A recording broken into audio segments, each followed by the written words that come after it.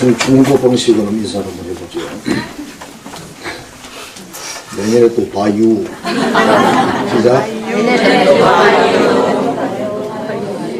그럼 뭐라고 그러는지 아세요? 그려.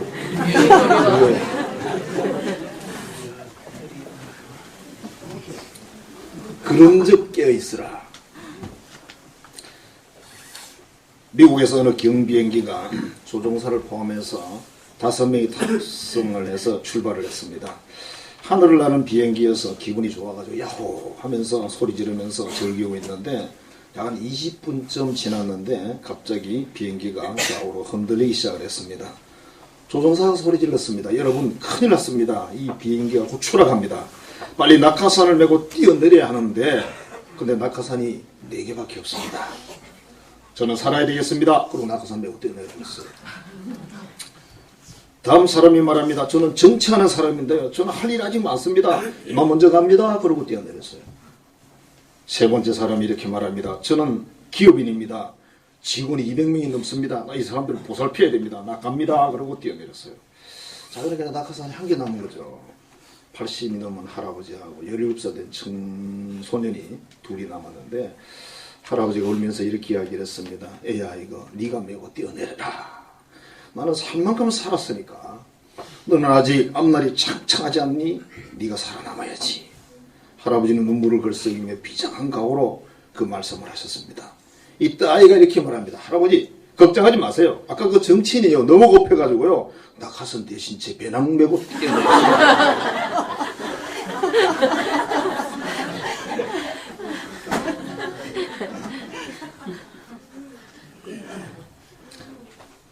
좀 살다가 이런 일이 있어야 재미가 있죠.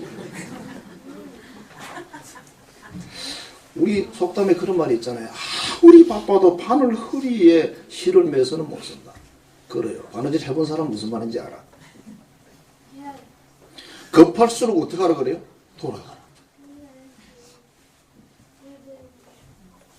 또 호랑이에게 물려가도 정신만 차리면 산다. 무슨 말인지 모르겠어요. 그리고 호랑이에 물려가면 정신 차린다고 살 수 있겠어요? 그래도 정신 차리라는 거예요. 그래도 살기 어려울 것 같은데. 호랑이 무섭던데요. 호랑이가 점핑하면 5m, 6m를 뛰어오른대요. 나무 위로. 그런 호랑이를 야생에서 만났다. 정신을 안만 차려도 힘들 것입니다. 어린 시절에 어느 날 동생이 낮잠을 자는데 자다가 일어났어요. 갑자기 장난이 치고 싶어져가지고 동생한테 이렇게 말했어요. 야 뭐야 너 학교 갈 시간 됐다. 빨리 학교 가야지. 그랬어요. 얘가 막 갑자기 막 당황을 해가지고 에이 그럼 일찍 깨워줘야지. 학교들이 막 울상이 돼가지고 가방 챙겨가지고 메고 막 밖으로 막 달려나가는 거예요. 재밌잖아요. 가만히 보고 있다가 야 지금 오후 5시야. 너 아까 학교 갔다 왔잖아. 그래서 동생이 뻥쳐가지고 에이씨 왜 그래? 정말이야? 물어봐요. 낮잠을 자면 정신이 좀 없잖아요. 잠을 자다가 놀라서 일어난 행동인데 저도 운전을 이렇게 쭉 해보면서 졸음이 많이 올 때가 있어요. 근데 어떤 때는 진짜 달인이에요. 달인. 눈 감고 운전해요. 근데 아무도 몰라. 우리 식구들은 다 자거든요. 조용히 재워놓고 내 혼자 눈 감고 운전하면 키가 찬 거죠. 그 나중에 그 얘기를 뭐라 그런지 아세요? 우리 식구들이 괜찮아. 4명 같이 가는데 뭐. 이 가족이 남아있으면 힘들거든요. 다 그냥 한꺼번에 천국 가버리면 좀 덜 힘들어요. 다른 가족이 힘들겠지만. 자, 입시 시험날 늦잠을 잤다. 1년은 후회해야 되겠죠. 할 수 있습니다. 그런 사람이 있어요. 그 다음에 기차 여행을 하다 보면 여러분 한적을 지나칠 때가 있어요. 참 잠이 달콤하거든요. 옛날 우리 비둘기호, 요즘은 뭐 비둘기가 뭔지 모르지만 비둘기호를 탔을 때 그건 낭만이라는 게 대단했습니다. 그런 기차를 한번 타고 싶은데 없어. 돈이 없어가지고 계란 3개 사가지고 막 친구들이 3명이 서로 먹으려고 막 쳐다보고 그 소금 찍어 먹으면서 너무 좋아하고. 자, 오늘 말씀은 종말에 대한 내용을 담고 있습니다. 마태복음 24장 25장에 4가지 예수님의 비유가 있습니다. 진짜 이야기가 아니에요. 어떤 것에 대한 그런 비슷한 이야기를 한 거죠. 충성스러운 종의 이야기, 그 다음에 불충스러운 종의 이야기, 그 다음에 오늘 우리가 읽었던 미련한 5처녀 외에 또 미련하라고 표현했을까, 그죠? 지혜로운 슬기로운 5처녀, 그 다음에 달란트 비유가 있어요. 그 다음에 이웃 사람을 돌보는 것이 바로 나를 돌보는 거다. 이웃 사랑에 대한 비유가 있습니다. 이 4가지 비유는 교훈이 있어요. 자, 오늘이 2019년 마지막 주일인데, 뭐 마지막이란 말이 뭐 별로 좋지는 않습니다만, 그죠? 해마다 맞는 송년 주일이지만은 그 뜻이나 의미는 개인차가 있을 것입니다. 지난 1년 동안 자신의 삶 속에 가정에 일어난 사건이 개인마다 다르기 때문에 그렇습니다. 이 4가지 비유를 통해서 1년 동안을 마무리하고 다가올 새해를 출발선에서 점검하는 그런 귀한 기회가 되기를 바랍니다. 시간이나 세월은 한번 흘러가고 나면 돌아오지 않습니다.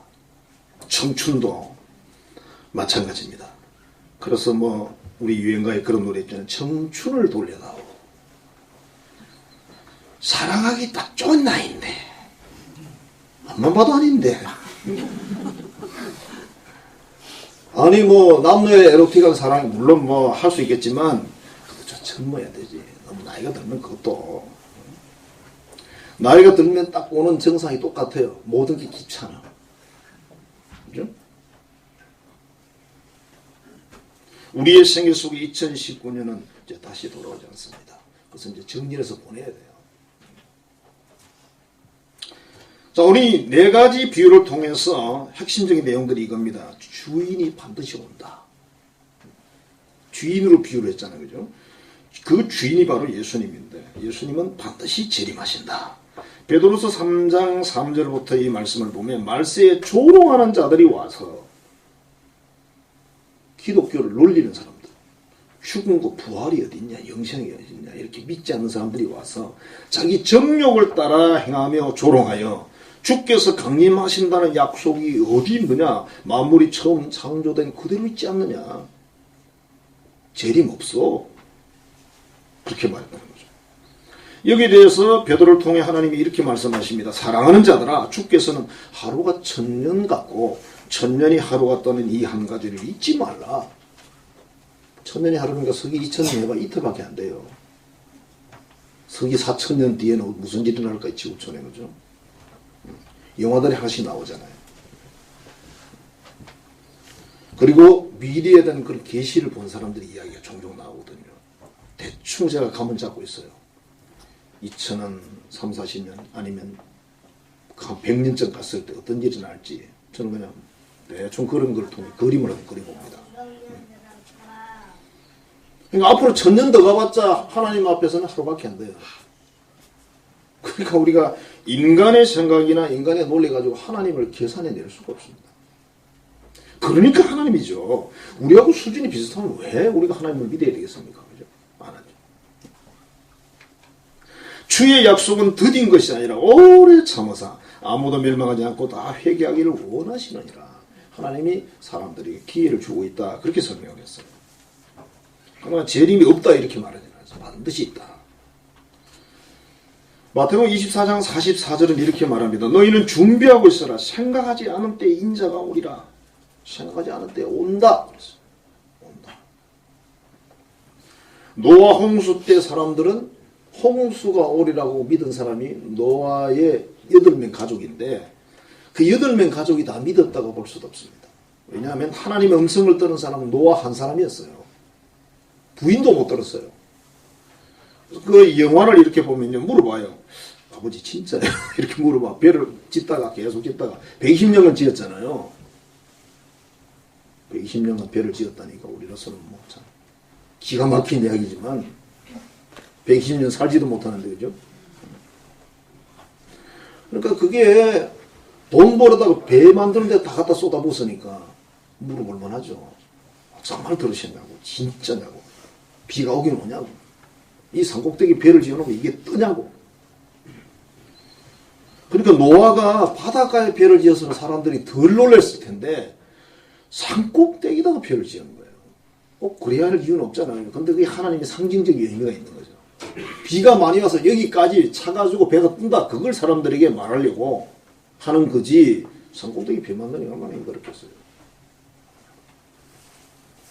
근데 갑자기 왔어요. 도둑이 오는데 언제 오느냐? 갑자기 온다. 우리 삶에 일어나는 모든 사건들도 거의 갑자기 오는 경우들이 많더라. 그래서 생각하지 않은 때에 인자가 온다. 사람들이 전혀 상상하지 않은 때에 인자가 온다. 그 다음 오늘 본문 우리가 읽었잖아요. 마태복음 25장에서는 이렇게 되어 있어요. 그들이 사러 간 사이에, 기름을 사러 간 사이에 신랑이 오므로 준비한 사람들은 들어가서 혼인잔치를 참여하고 문은 닫혔다. 문이 항상 열려 있는 게 아니에요.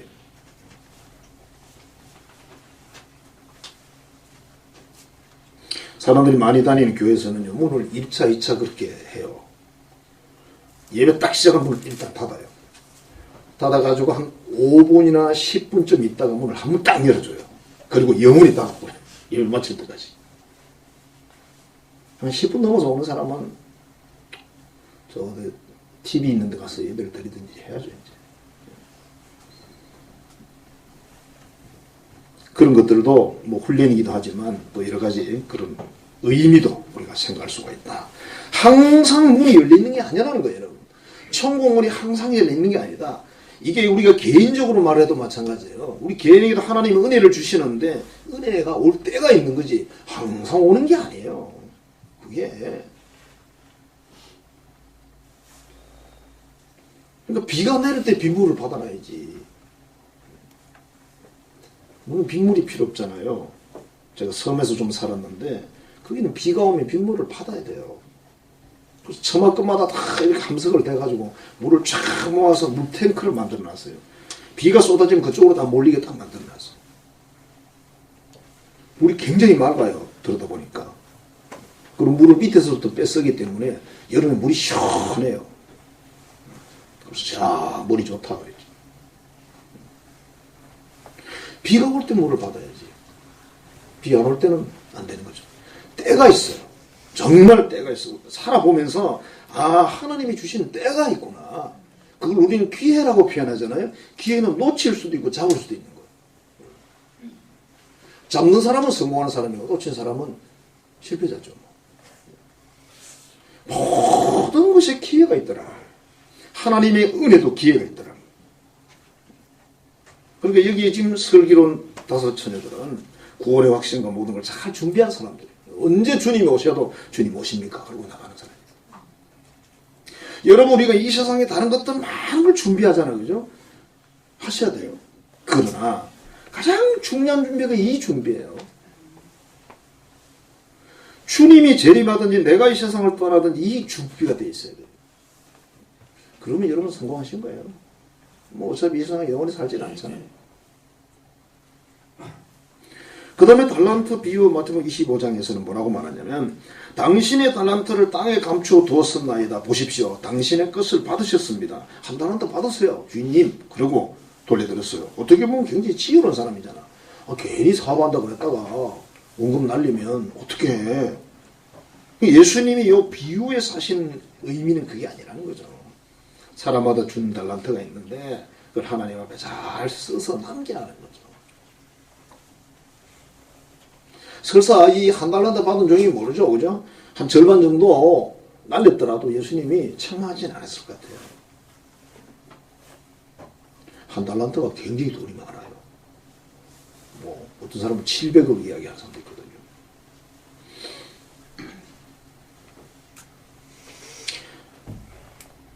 그 다음에 마태복음 25장 45절에 보면 지극히 작은 자 하나에게 하지 아니한 것이 곧 내게 하지 아니한 것이니라. 이 세상에 정말 불행하고 연약하고 안타까운 그런 사람들을 내가 돌보지 않았다면 너는 예수님을 돌본 게 아니다. 이웃을 사랑하는 말씀에 이제 이어서 예수님 비유를 말씀하셨겠죠. 그래서 굉장히 꾸중을 들어요. 이 모든 공통점이 뭐냐면 예수님이 오신다, 재림한다. 그걸 계속 말씀을 합니다.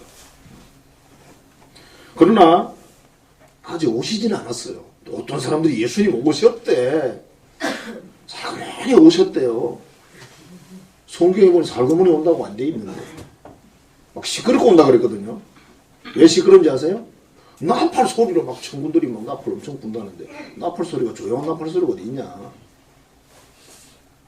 잠재우는 나팔 수도 있다고요.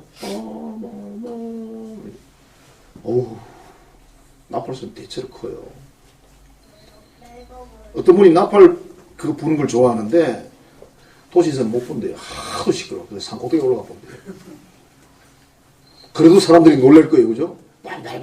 그걸 얼마나 놀라겠어요. 그런데 하나를 부는 게 아니라 천군들이 부니까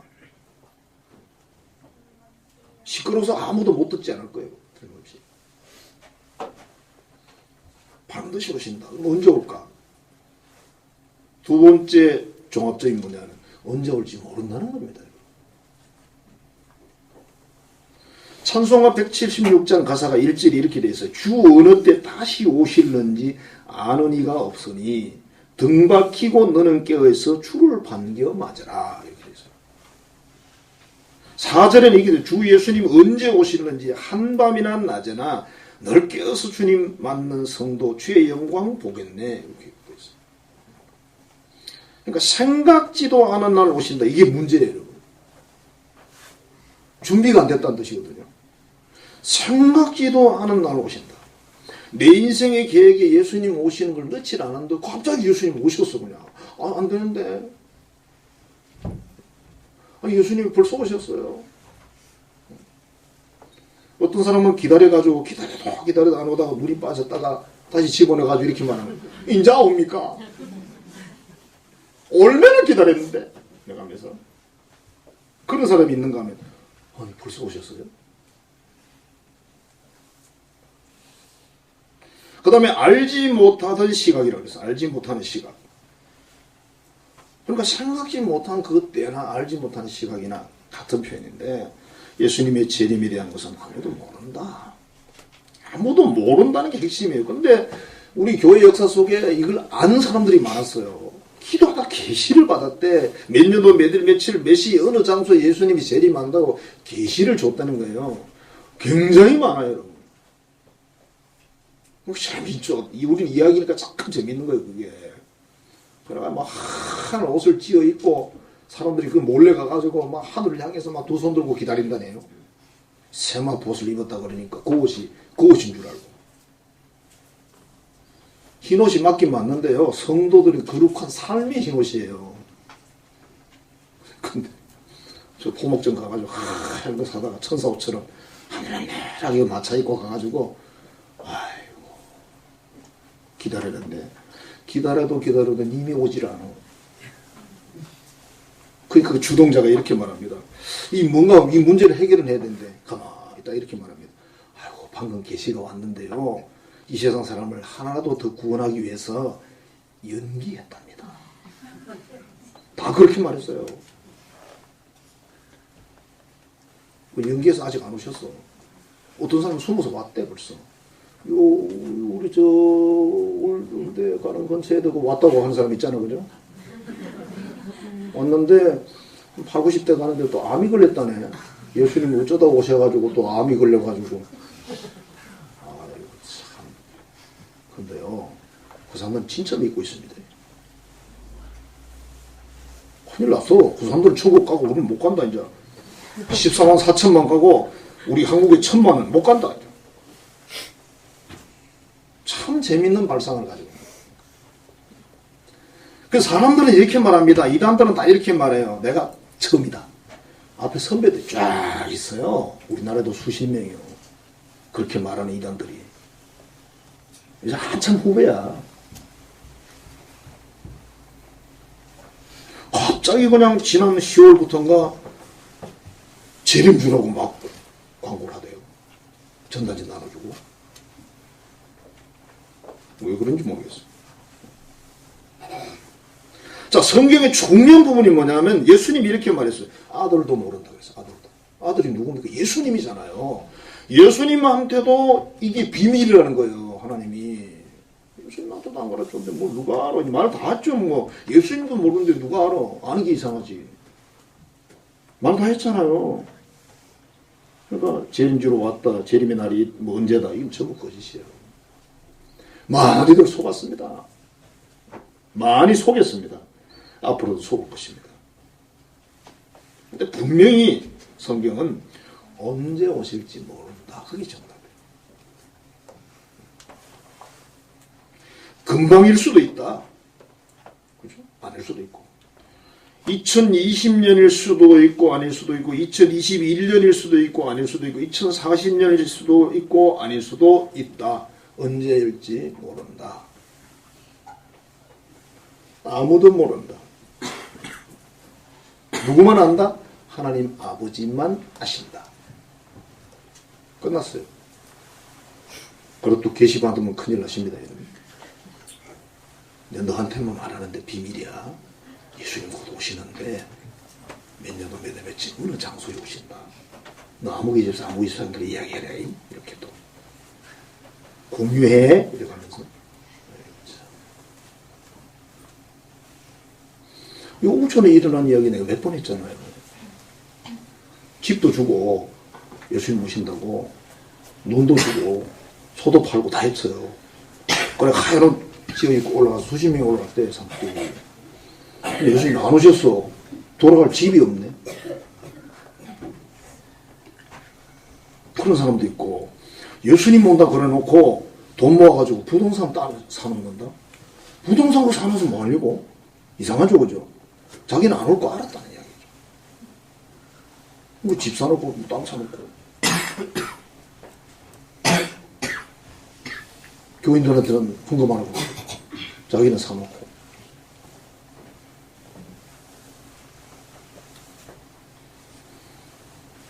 제가 전에 그런 말을 했잖아요. 속이는 사람이 나쁜 사람입니까? 속는 사람이 나쁜 사람입니까? 똑같아. 속는 사람도요, 사기성이 있어서 속는 겁니다, 여러분. 사기성이 없는 사람 안 속아.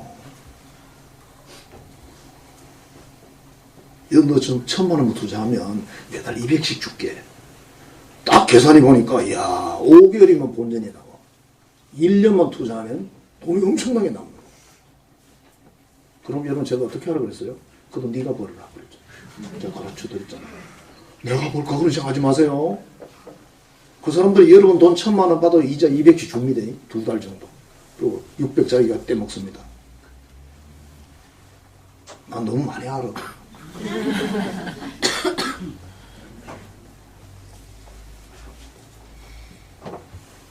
그렇게 한다고 들었어요. 예수님 언제 오세요? 몰라. 알려고 기도하지 마세요. 예수님 혹시 언제 오십니까? 저한테는 살짝 기tim해 주세요. 그런 거 하지 마세요. 안 해주셔. 그거 자꾸 기도하면 저 마귀가 와가지고 그래 맨날 며칠 몇시 여기 그렇게 말씀하셔. 그 또 막 비밀이라고 또 나만 들었다고. 성경을 읽으면 답이 다 나와 있어. 그 정도는 나와 있습니다. 그 다음에 항상 준비하고 있어라. 이게 이제 또 교훈의 중심이죠. 예를 들면 어머니가 시장을 가셨어요. 시장 가면서 어머니가 이렇게 이야기를 했습니다. 야, 내가 시장 갔다 올 테니까 맛있는 거 사올 테니까 숙제 잘하고 있어라. 네, 어머니. 갔어요. 이 아이가 숙제 잘하고 있으면 되는데 이 아이가 혼자 점을 치기 시작을 했습니다. 엄마가 시장 가는 시간 1시간, 시장 보는 시간 30분, 집까지 오는 시간 1시간, 이웃집 아줌마가 갔으니까 수다 떠는 시간 30분, 3시간에서 3시간 반 되면 집에 도착한다. 시간 다 돼서 나가지고 내가 엄마 오나 안 오나 뭐 왜 그러고 있어요? 숙제하고 있으면 되는데.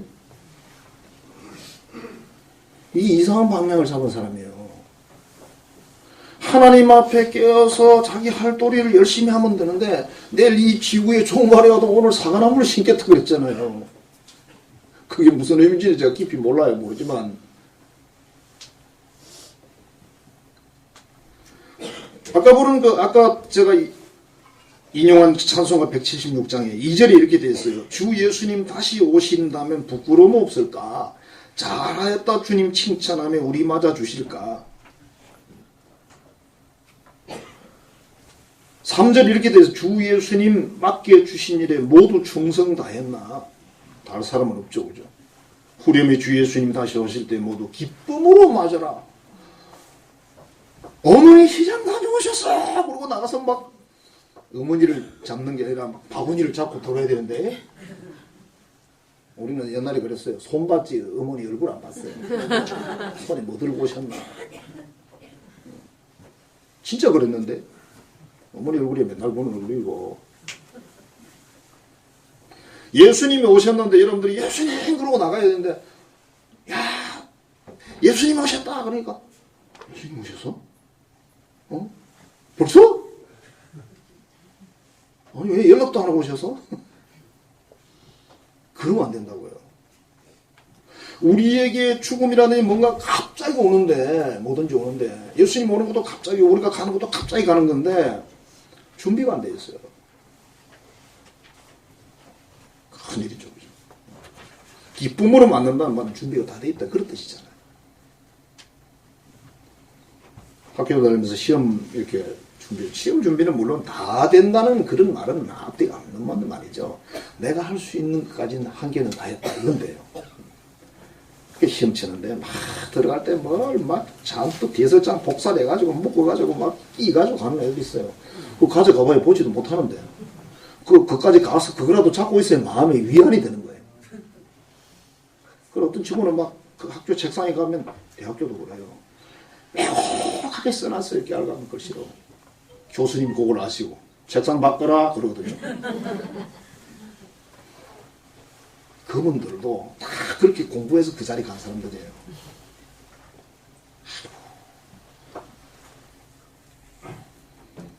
여자 교수님이 영어 시험을 치는데, 신학교 학생들도 영어를 참 무서워해요. 꼬불꼬불하게 생겨서 그런가 모르지만, 이 여자 교수님이 자기가 다 감동이 안 되니까 그 상급반들 4학년 선배 여학생들을 한 10명을 딱 차출해가지고 쫙 풀어놔. 야, 여자들도 좀 꼼꼼하게 쳐다보니까, 이게 뭘 쪽지를 가져가 좀 봐야 되는데 안 되는 거죠. 그 원래 양다리 사이에 집어넣었다 꺼내 다거든요. 해본 사람은 알잖아. 다리를 벌렸다 오므렸다 이러면서 한단 말이지. 그러니까 여기에 있는 걸 알아도 그걸 뺏을 수가 없는 거야. 그게 벌려봐 그럴 수가 없잖아, 교수가. 근데 야, 선배 누나들은 안 그래. 빨리 다리 벌려봐.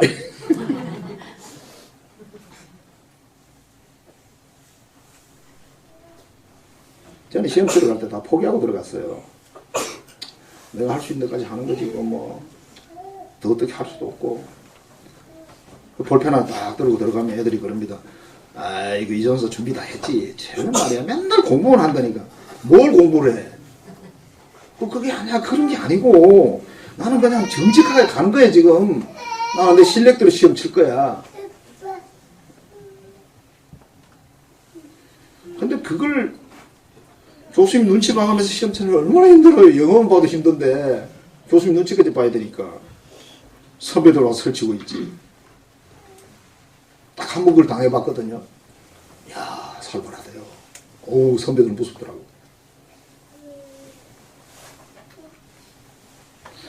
시험을 기쁨으로 맞이해야 되는데, 볼펜을 딱 들고 가서 희색이 만면하게 앉아가지고 시험지 빨리 안 주나 그러고 있어야 되는데. 근데 오늘 본문에 나오는 슬기로운 다섯 처녀는 신랑이 오니까 너무 기뻐하잖아요. 너무 기뻐서 환영하니까 잔치에 바로 들어가요. 5달란트, 2달란트 받은 종들은 어떻게 해서 부지런히 장사를 해서 그 배를 남겼잖아요. 5 남겨서 10, 2 남겨서 4 이래서 주인이 막 칭찬을 합니다. 착하고 충성된 종이라고. 네가 적은 일에 충성을 했으니 많은 걸 너에게 맡기마. 그리고 너의 주인의 즐거움에 참여할지어다 그랬어요. 천국에서 영원히 누리자 그 말이잖아요. 그죠? 자, 예수님이 언제 올지 점칠 필요도 없고 도둑이 언제 올지 신경 쓸 필요 없어요. 막을 준비만 잘 해놓으면 되는 거니까. 자, 그래서 언제 오시더라도 그분이 오시는 걸 기쁘게 맞이할 수 있다면 준비가 된 사람. 내가 가는 곳을 기쁘게 갈 수 있다면 준비가 된 사람. 자, 그 다음에 이제 상급과 벌이 있는데요. 자, 우리 인생의 삶의 관리도 마찬가지잖아요. 관리를 잘하면 좋은 열매를 거두는 거고, 그래도 건강 관리를 잘했다. 뭐 꼭 그런 건 아니지만, 그래도 어느 정도까지는 얻자는 거죠. 관리를 잘했으면. 공부 관리 잘했어요. 그럼 뭐 시험 치는 날 뭐 좀 여유가 있죠. 재정 관리를 잘했어요. 그럼 경제적으로 큰 어려움을 안 겪겠죠. 가족 관리를 잘했어요. 혼자 밥 먹는 혼밥은 없겠죠. 혼자 밥 먹는 거 참 슬픕니다. 저도 자취를 해봤거든요. 혼자 된장찌개 끓여가지고, 혼자 뭐 해가지고, 혼자 먹고, 혼자 설거지하고, 혼자 대책임질하고 앉아가지고. 참 슬픕니다. 맛있는 물을 올 때도 없고, 커피 한 잔 하자, 그러고 고원할 때도 없고.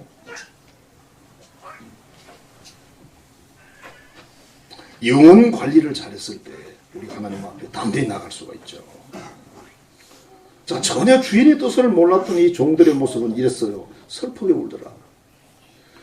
그게 왜 슬픈 겁니까? 내가 주인의 뜻을 몰라서 슬픈 거예요. 몰라서. 그 다음에 일을 간다 그랬는데 뭡니까? 후회하는 말이에요. 분노. 자기 자신에게 분노라는 거예요. 왜 그걸 깨닫지를 못해야 그러냐고.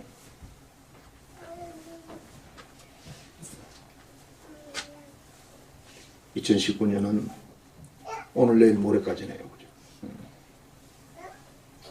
가만히 있어도 저절로 없어져요. 우리 인생이나 영적 삶도 이렇게 흘러가서는 안 되는 거죠. 챙겨야죠. 지금 서울에 계시는 목사님이 자기 집이 시골이었는데 훈련받은 독일산 세퍼드가 한 마리 있었대요. 이름이 메일이랍니다. 그러니까 독일산이니까 아우 좀 셀 것 같아요. 그죠? 사냥개니까. 밤이 돼서 집에 가서 이제 아침에 잠을 자고 있는데 갑자기 밖에서 메리야! 메리야! 그러는 아버지의 음성이 들렸어요. 무슨 일 있나 싶어서 펄쩍 나가봤어.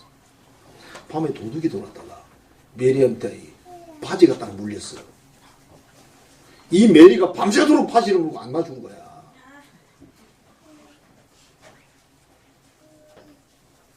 그 강도가 칼을 들고 왔는데 칼은 저만큼 떨어져 있고 벌써 도저히 어떻게 할 수가 없는 거예요. 지금 이 사냥개가 물었으니 잘못했다가는 목숨이 날아가는 거예요.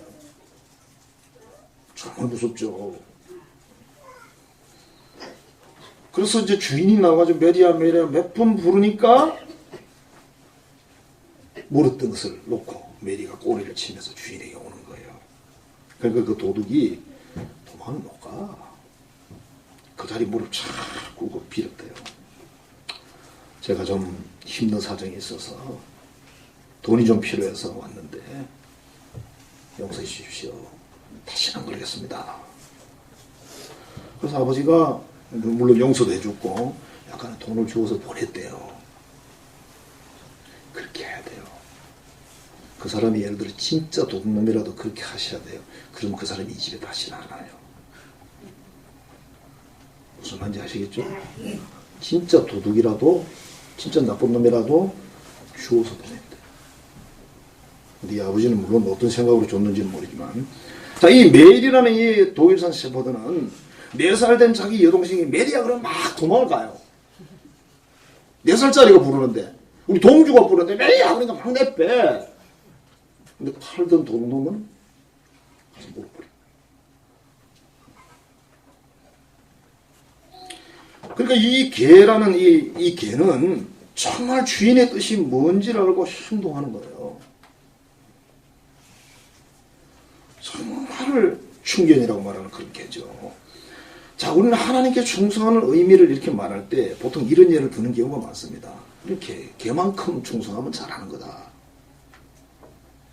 그러니까 우리나라의 그 내로는 그런 말 중에 개만도 못하다는 표현을 쓰잖아요. 그래서 아마 쓰는 말이 아닐까. 하나님의 뜻을 알고 하나님의 자녀가 어떻게 살 것을 아는 그런 삶을 살아야 나중에 칭찬을 듣는 거예요. 착하고 충성된 종이라고. 우리 언젠가 가야 돼요.